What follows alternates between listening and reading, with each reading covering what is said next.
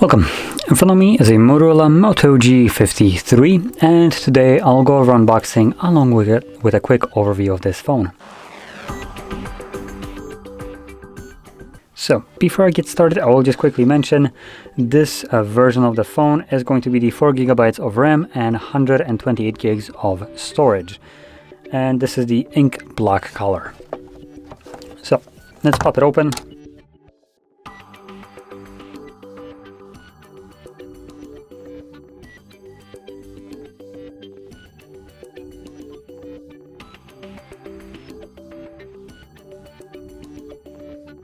Okay, so there we go.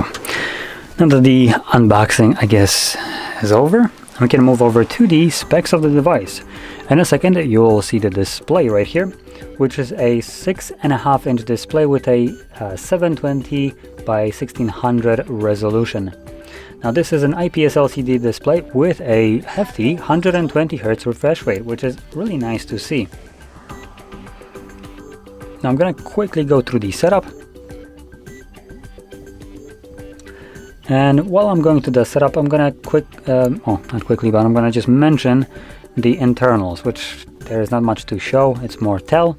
So this phone is being powered by a Snapdragon 480 plus 5G, so obviously it has 5G connectivity. It will have the couple of options of RAM and storage. So like I mentioned, this one that I had right here was, I believe, what was it, 4 gigs of 4? Let me quickly check. Yeah, 4 gigs of RAM and 128 storage. But at the very lowest end, you can get this with 64 gigs of storage, 4 gigs of RAM, and at the highest 128 gigs of storage, which this one has, but double the RAM, which is 8 gigs. Now, it's also being powered by a 5000 mAh battery, so a pretty hefty battery cell in here. And in terms of charging speeds, as you've seen, we do have a 10-watt charger provided in the box. It's a Type A to Type C charging port, so that's pretty nice. And the phone, technically, I guess it's at least the international version is rated for 10-watt charging, though the Chinese version of it is rated for 18-watt charging. It's pretty nice to see. Pretty weird to see that we have like two different versions of it depending where you buy this phone from. So China gets like better charging than rest of the world, so maybe a little bit wonky. Also could be incorrect. The one that I have right here, obviously it's a 10 watt. Even the charger here is 10 watts. Okay, now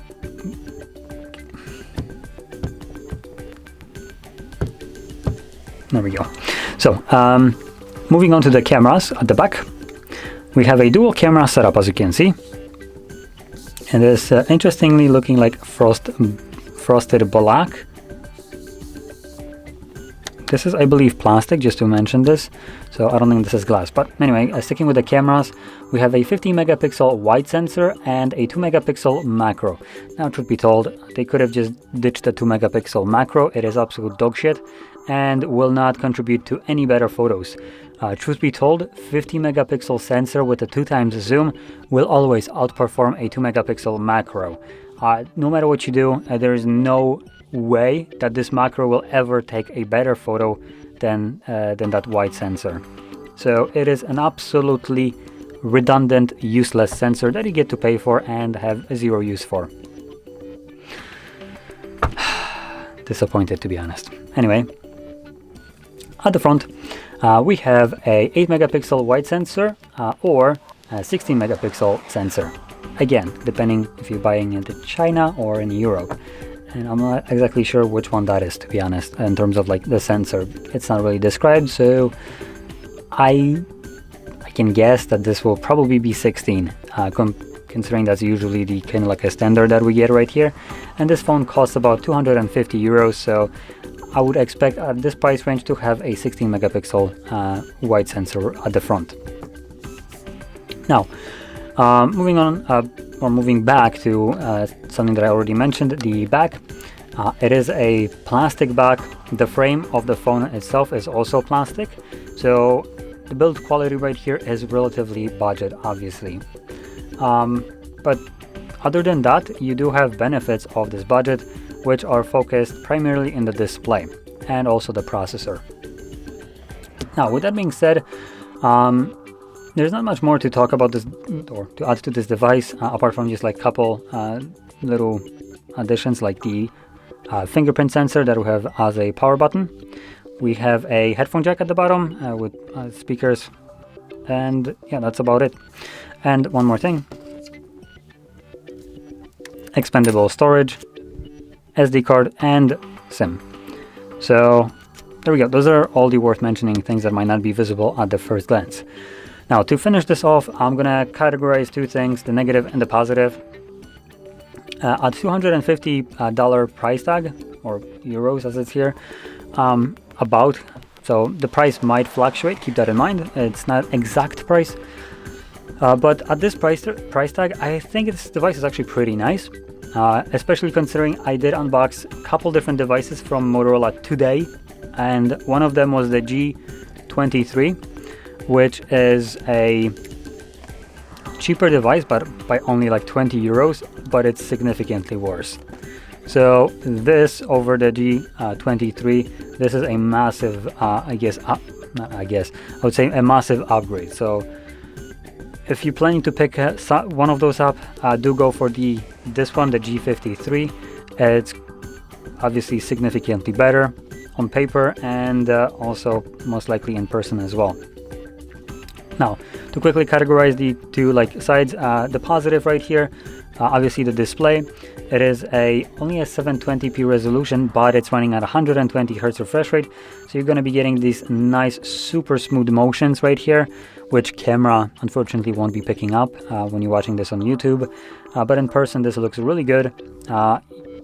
Obviously at 60 Hz, which is the default of cheap devices, this has a massive edge up and makes the usability of this device significantly more enjoyable. And also, the phone can actually provide this refresh rate smoothly because it's being powered by a Snapdragon 480, which is also a relatively powerful processor for this price range, obviously. In terms of a grand scheme of things, it's nowhere near super powerful, but it's good enough to give you the performance that you need to run this resolution and this refresh rate without any kind of hiccups. So that's another positive thing. And the fact that we have a Type-C charging port, which isn't always a given. Some phones will still give you a micro USB even at this price range, which is absolutely insulting. And the inclusion of a decent 50 megapixel camera right here is also a nice thing, and a headphone jack, which you can see right here. Now, I personally don't use it, but obviously there are still plenty of people that will have great use off of these ports, so it's here if you need it. Now, off to the negatives. Build quality for the first part. It's plastic all around, so that's number one. And number two would be the relatively slow charging speed. Though we do have an included charger in the box, it would still be nicer if the phone itself could charge a little bit quicker than 10 watts. Like 18 or 22, 25, that would be great enough for a phone at this price range. Another thing that is a negative in my book is inclusion of the 2 megapixel macro. It's so shit that you will never use it, and you still had to pay for it, which either this price that was included in this sensor could have gone to better the overall device, maybe the build quality of it, or add some other feature to it, or just drop down the price a little bit. Obviously at this price, almost any dollar kind of counts, so you might want to see a phone that is just a little bit cheaper, but has everything that you actually have use of and nothing that you don't, like this camera. So that's a massive negative in my book.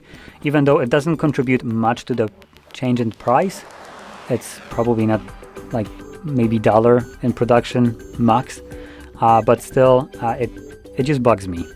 The inclusion of it is completely useless, pointless, redundant. So yeah, I would have much preferred to not see it at all. And the resolution of this display is a little bit on the lower side at 720p, but personally I didn't really see any pixelation looking at it right now.